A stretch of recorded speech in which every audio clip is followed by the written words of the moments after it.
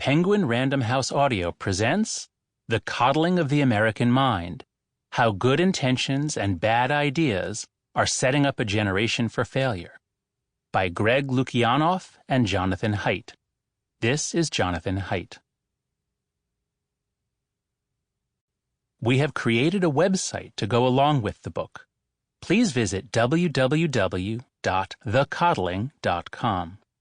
The site will be particularly useful for those listening to the audiobook because we have posted there a bunch of materials that are hard to convey through the spoken word. For example, you'll find a page with all of the graphs and images, another page with all of the endnotes, including clickable links, and another page with all of the references, the books and articles that we cite. Please do check it out, maybe even before you finish listening to this audiobook.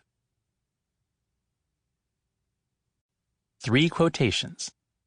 Prepare the child for the road, not the road for the child. Folk wisdom, origin unknown.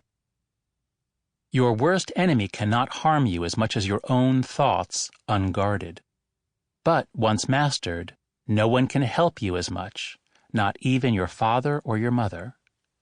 Buddha, Dhammapada.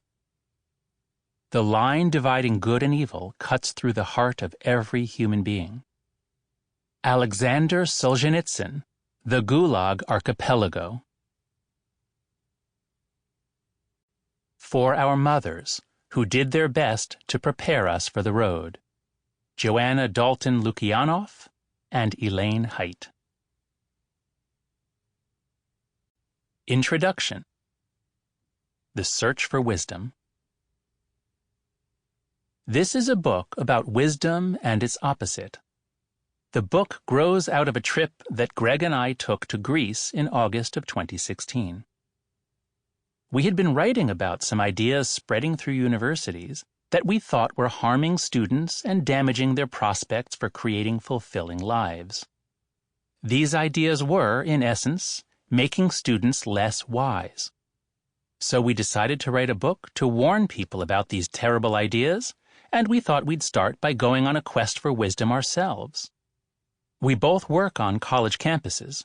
In recent years, we had heard repeated references to the wisdom of Misoponos, a modern-day oracle who lives in a cave on the north slope of Mount Olympus, where he continues the ancient rites of the cult of Koalamos. We flew to Athens and took a 5-hour train ride to Litokoro, a town at the foot of the mountain.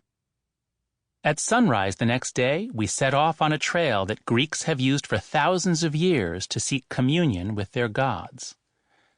We hiked for 6 hours up a steep and winding path. At noon, we came to a fork in the path where a sign said Misoponos, with an arrow pointing to the right. The main path, off to the left, looked forbidding. It went straight up a narrow ravine, with an ever-present danger of rock slides. The path to Misoponos, in contrast, was smooth, level, and easy, a welcome change. It took us through a pleasant grove of pine and fir trees, across a strong wooden pedestrian bridge, over a deep ravine, and right to the mouth of a large cave. Inside the cave, we saw a strange scene. Misoponos and his assistants had installed one of those take-a-number systems that you sometimes find in sandwich shops, and there was a line of other seekers ahead of us. We took a number, paid the €100 fee to have a private audience with the great man, performed the mandatory rituals of purification, and waited.